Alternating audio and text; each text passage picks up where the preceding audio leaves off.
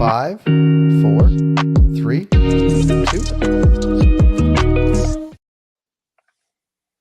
Rick Bashkoff, thank you for being here. Thanks for having me, man. Well, on Tuesdays in our daily newsletter, we have Lit Alerts insights. You provide them to us, we provide them to our readers, and I know the response has been really good. I've been learning a ton about brands and retailers and who's up and who's down really in a bunch of different states, New York, New Jersey, Missouri. Give us a little bit of background about you and Lit Alerts, then we're going to dive into sort of what we present every week. Yeah, sure. Thanks again for having me, Jay. It's been really fun working with you guys. It's been great. So my name is Rick. I run the day-to-day operations for Lit Alerts. Great backstory. A cannabis operator. His name's Nate Gerard.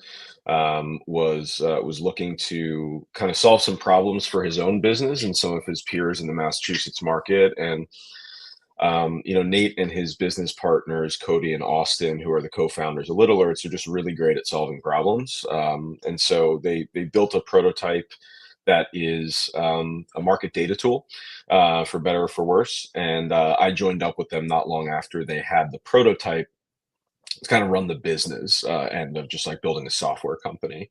And so my background is kind of in numbers and software, and I spent some time in the entertainment industry, as well as just moved over to being at just kind of like your traditional like early stage startups for about a decade. And so when I entered cannabis, I was obviously looking to apply some of my skill sets, but it's been really fun being able to stay on the software side because problem solving is something that I personally enjoy doing. And so, yeah, all of us on the team do. And so just really feel like a pleasure that, we were able to generate this data set that we can share insights that help operators. It's just really like a nice built-in product to be selling. And you talked about solving problems for an industry, and the industry is so new. I feel like people that are in it day to day feel like it's like old or years old, or like every day feels like a month. But the tools and attributes and even people that are in longer term industries, some of this stuff exists in other industries. It just is being built in real time when it relates to cannabis. When you got into it, coming from, I guess, the music business and even other startups, like, were you surprised at the level of problems that needed to be fixed when you got to the cannabis industry? Like, oh no, in other industries, we have this data, we have these insights, we make really important business decisions on these exact points, which just don't exist in cannabis yet.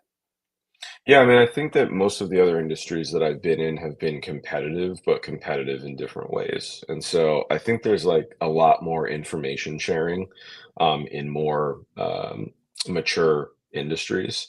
And look, like the early days of cannabis, you got to remember, is very much a medical focus. The adult rec movement, the adult use rec movement is still fairly new, right? We're talking 10, 15 years. And in like the grand scheme of things, that's baby steps. That's inning, 2 or 3. And so, I think that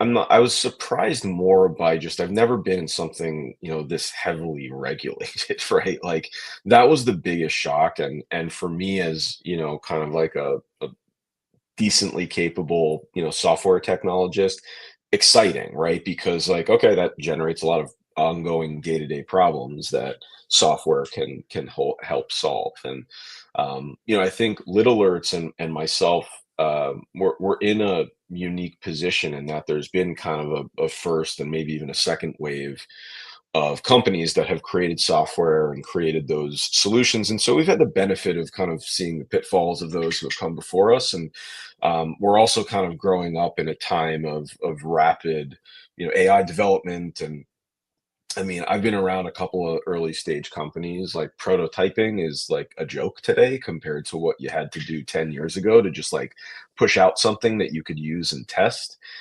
We basically use almost all 30 third-party software to prototype, right? Like we don't have to build anything. We're just using software that we pay a monthly subscription for. And so, yeah, I'd say that my biggest surprise was just how many problems are caused by regulation. I mean, before I entered cannabis, regulation wasn't really something that was at the forefront of my mind, coming, especially coming from early stage software and like kind of in a space where like I felt like we could do whatever the heck we wanted, right? Good.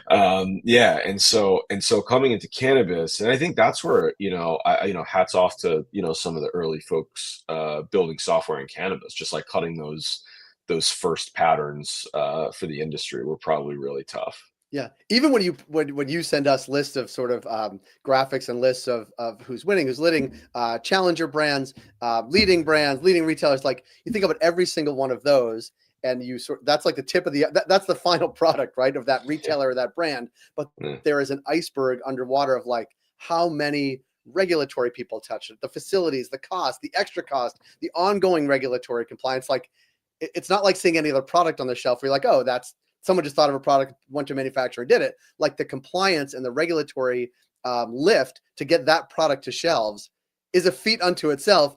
Before you even start competing with other brands and other retailers, like it really is, it's a really heavy burden. Yeah, and I honestly, I completely agree with you, and honestly, I'll extend that into my little world of software. In that, like, we have an appreciation for all the software that comes before us when we're working with kind of like the end result, right? Right. Retail analytics from from from retail menus. We have very good relationships with folks up and down the stack just because we're working on integrations or we're introduced by common customers. And so, yeah, it's not lost on us that like the ERPs and the POS systems and the marketing suites and all those things that get customers to actually purchase that, comes before us as a data tool as well. And even in as much as being able to brand the brands you're talking about or talk about the retail environment that is selling these products, like there's regulatory, the regulations on top of that are even more complicated, which brings me to like the list that you often sort of share with us and we share with our readers and viewers, the challenger brands. Like I love that because the way you describe it, it's like they're not the top, 3 or 4. They're the next ones tipping at the heels of the top 10, which is makes for a very dynamic environment. And I don't know, and maybe you have some insight, like there are going to be these lists for a long time of like Yeah. challenger brands trying to crack the top 10 that don't even exist yet, even though we feel like we are in, year 2 or 3 in New York. Like there are brands we never heard of that are going to crack that top 10 3 years from now that don't exist now or are reconfigured from now.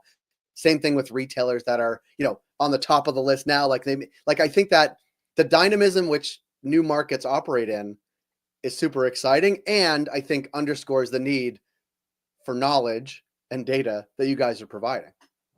Yeah, I think that's well said, and that was kind of the when we were thinking about ways to help the industry um, just kind of get tiny views into markets. We thought that that was a really interesting view because everyone seems to be talking about the top 10, right? Like everyone knows who the top ones are. Like you come to New York, it's Heirloom, Jaunty, Dank. Everyone kind of knows that, right? But uh, there is always kind of this budding list of companies that are launching new products that challenge those top form factors. They've developed a very successful ground game, and they're starting to win local regions. The tactic that we see quite often. And then look, all fairness to some of these national brands, particularly in vapes and edibles. Some of these brands enter like really impressively, right? And so you do have this kind of because of the vertically integrated situations in a lot of the new growth markets. We are constantly seeing that list kind of ebb and flow, and it's really exciting to see even some of our customers kind of edge into that group, and then a lot of them are pushing their way into the top tens, and it's really exciting to see customers just be able to kind of benchmark where they are. We're really big believers in data is from a market perspective, it's really hard to pinpoint um, you know uh, conclusions in such a massive dynamic data set, right? So being able to zoom in on something like, okay, I want to look at who are those brands that are touching the top, who are, another thing, I think we featured this today, right? Is like we'll feature the independent retail accounts, right? Because everyone knows the MSO accounts. They do well, they kind of know what they're doing. They're kind of a known quantity, right? But those independent retailers that are pushing their way up the charts, that represents opportunities for both brands and retailers, right? We're giving them a little bit of promotion for their hard-earned efforts, but also letting brands know, like, hey, if you're not talking, these are the accounts that you should know about, right? And so we love giving these little data points that the industry can pass around, kind of generates discussion, and ultimately, you know, makes data a usable piece of information, as opposed to just a funny, a nice chart or Right. something fun to talk about, right? And even from that data and analyzing data and analyzing data over time, my sense is it probably gives not just one but many game plans about how to approach a market like New York. Let's say I have an idea for an edible in New York. How am I going to do this? Is it starting in a region? Is it starting with independent retailers? Is it, of course, trying to continue to sell in MSOs? But like, it seems to be there's probably more than one way to approach a market like New York if you were a new brand, and or if I'm a brand that's already in market, to augment certain regions or augment certain, bring on retailers in certain ways, or, it just seems to me that the data can tell many stories, many of them helpful, but you have to understand it, see it not just a snapshot, but over time, and replicate or understand how others made marks. Yeah, and I think, look, I think the way that we view data is maybe a little different than others, in that, like, it's a companion to the ground game, in that, like, there really is, you have to be in these stores, you have to be in these local communities to really understand how to sell into these buyers, and how to, understand the different consumer bases, right? Like, I think that, like, how am I going to enter New York is a pretty loaded question when you think about all the different areas of New York, and, just even supply chain challenges that we know of, right, in different areas. So, like, you think, like, just real talk in New York, right? If you're a dispensary that's located in White Plains, right, like, you are kind of in the center of a lot of what's happening, right? There's a lot of cultivation, and some of the big players are located not that far from you, right? You have access to the commuting public, right? Long Island's completely ocean locked and sound locked, right? And so, like, all the areas of New York create different types of challenges, and just being able to, we often refer to our tool as a pocket tool. Just being able to, like, pop open your phone and be like, I'm going to meet with this retailer. Let me take a look at the 4 or 5 closest stores. I want to see who the brands are that are moving through, at what price point, what kind of subcategories seem to be over indexing here. This is all stuff that you can pick up in our app in like 10 to 15 minutes, right? And so I think that's where we've tried to focus our development, is like, how can we just answer questions about the market? Because that's the reality of how data becomes a problem solver. Um, the graphs and the representations and visualizations are very powerful, and they tell great stories. They don't really help you make decisions every Right. day, right? And so that's where we've tried to kind of focus our development, because, candidly, there are some folks that have come before us that have done really well, and kind of just putting together some very, sophisticated visualization tools and whatnot. We've tried to kind of more focus on the seller, the account manager, the brand ambassador, the inventory manager, GM, owner, buyer, those types of folks who are kind of making this happen every day. Yeah. And it is, and we talked about, we've just been talking about it sort of New York, but every market, whether it's New York or New Jersey or Massachusetts, um, or Missouri or Michigan, like, it is one market. We talk about it as one, and we see the sales numbers in aggregate. But if you're in Buffalo, it's different than being in Syracuse, different than being in Albany in the capital region, different Yeah. than being in New York. Like, you're really talking about sub-regions. And that's what I think the data is so interesting. We did, I think it was last week, the capital region, and Yeah. both brands and retailers that are doing interesting work and good work. And like, I think that there's something to that. And when you break it down in that way, it's a little less daunting if you're like a brand trying to enter or make it, like, it's not, we need to be in Buffalo and a Long Island and like crush in both places. You might be able to do that. But if you have limited resources, really want to make a mark, it is like, where are the 5, 10 stores that I can actually make a mark and expand? And that, I think, is true in New York. It's probably true in New Jersey and Massachusetts as well, because it's a ground game, as you were talking about, and any tool or resource that can help you in that ground game is super important and super helpful, and where brands are winning.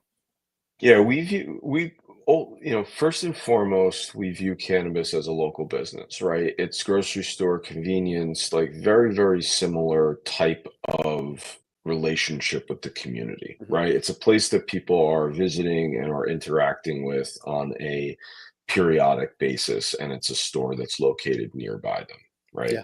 Yeah. And so, I think that there's even when we talk about things like the capital region, right?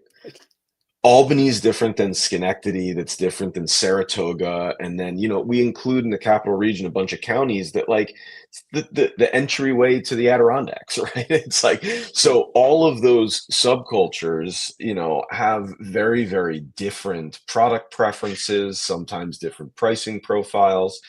And so, as a seller, for example, you're doing yourself a disservice if you're walking into all of those different regions with the same pitch, with the same idea of how you're going to get on shelf, because they're very, very different. And look, like, just simple things like understand I'm going into this area, just understanding the retail density. Who's here? Who do I talk to in this meeting? As it relates to the competition, right? Like all those things really matter. And I think that the more and more, so we now, and this has been a little surprising to us, we have almost 30% of our users are users on the retail side of the Hmm. business who are using the tool. I think when we built this, the original idea was really building this for brands and Right. wholesalers. But understanding more of the mindset behind buyers is like that not only are they looking for this type of information, um, but like being able to do this very quickly and quick hit just gives you the ability to understand that competitive analysis. And so now we're finding that the buyers are communicate to us like, look, I really appreciate it when a seller comes in and They knows know. exactly what's going on around Yeah. here, and I don't have to Yeah. tell them. And when they tell me, like, yeah, how do you know all this? I looked it up on Little Alerts. It's just like, this is like doing a service. My conversations are going quicker. We're like cutting through a lot of the fluff, right? And so, we love hearing stuff like that, because that's, I think, one of the hardest things about a data tool is putting it in the hands of people who are actually transacting and making things happen. Yeah. This is the third time this exact, I would say, similar theme has come up. Once with you about really being a local business, and cannabis really is. We talked to the chief strategy officer of C3 Industries about how they prepare for the holidays, and it is sometimes a state level, but much more like really a store level or multi-store level, because it changes, right? Like how they're going to approach I can New Year's is different in Connecticut versus Michigan.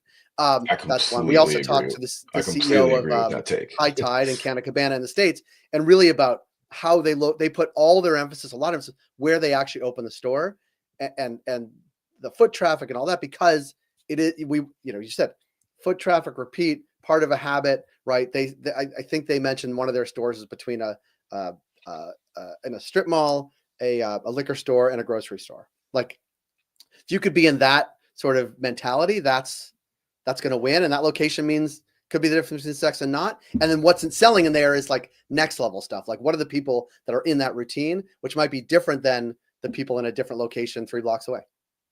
Yeah, and look, I think that what data can do for you is it can kind of help you understand your strengths and the weaknesses, but it also can't solve all of those Right. weaknesses, right? It's Right. like, so if you've got competitors that have better locations, there's going to be other things that you're going to have to do to get customers to take a couple more right and left hand turns to go to your store, and that's just a reality, right? That's not a cannabis thing. That's That's a a thing. shopping thing. Yeah. Yeah, right. Like, that's a shopper thing. Is like, and if you're being honest with yourself, you're going to do the same thing with most products, right? And so, we've had some interesting conversations where folks are like, what can this data tell me, how to improve my store? Um, and most of the time, it has much to do with menu assortment, just Right. in terms of the number of, in both directions. I might be below or above, and I even myself, like I'm not claiming to be some kind of retail expert, right? And so it's been, as a data person, it's been really interesting watching some of these folks put some of these tactics to work, watching an assortment change and watching that basket size start to increase. And we see it in some of the estimates that we do, at the store level for estimated sales. And yeah, I've been pretty fascinated. I don't, you don't think of, being outside of retail, like you don't think of that having such a profound effect, but it's really so important. And it's not a set and free. I mean, it's an ongoing Yeah. thing. And I think we eventually get to a place where, automations and AI can help with these things. I think we're there now, just in terms of kind of presenting what, suggestions, but I think we're still, a ways away from all of this being completely automated, because it Yeah. really boils down to trust between the Yeah. brand and the retailer. That's a good segue, and we're coming up on time, but you are speaking, I think, on this exact topic at MJ Biz, the intersection of cannabis and AI. Yep. I don't have the exact title, but give us a bit about what you're talking about at MJ Biz, and actually where you'll be this week, because I think you'll be at Revelry as well. Yeah, for sure. So yeah, first and most importantly, Revelry this Friday. Okay. Greatest show in cannabis. If you want to participate in New York, it's the place to be. Um, Highly recommend. But yeah, so yeah, down in Vegas, I'm on a panel with some great industry leaders, just talking about different use cases, right? So there's one company that's completely focused on AI, Strain Brain. Um, and there's an operator on the panel, and then us on the data side, and we're just going to be talking about how each of our companies are using either automation or AI. I've been pretty public about how we use automation, because I think it's not talked about as much as like the robots and all of the fun crazy stuff that everyone likes to talk about, and how we're all going to be replaced, right? Like there's some stuff that you can do today that is so powerful from just a boring admin perspective. And Little Alerts will be talking a bit about that and how we use AI to clean a lot of the data that we're looking at, and kind of what our journey's been. I don't know if you saw a recent MIT report that came out that is saying that a lot of AI projects that are put in place are actually failing, and I would say that we're kind of part of the group of frustrations on kind of a little bit of an overpromising from the AI overlords out of the gate. But look, super powerful stuff that we're starting to hit our stride on, that I'm excited to talk about. But I'm interested to hear from an operator, from folks that have AI at the core of their product. I think it'll be a great conversation, because I think folks are still trying to figure out across industries, not just in cannabis, how to use AI. Yeah. Well, I appreciate first the partnership between Little Alerts and Cultivated. We love having your information, data, insights in our Tuesday newsletters. I appreciate you joining us here today. We'll make this an ongoing, regular thing. You're going to be at Revelry on Friday. You'll be in Las Vegas in December for MJ Biz Con. And in our Tuesday newsletters, you can connect directly with the folks at Little Alerts with a special offer for Cultivated readers and viewers. So, Rick Bashkoff, I appreciate you making time today and always each week. Thanks so much. Thanks, Jay. Appreciate you, man. See you You soon. bet. Appreciate you. See you, everybody.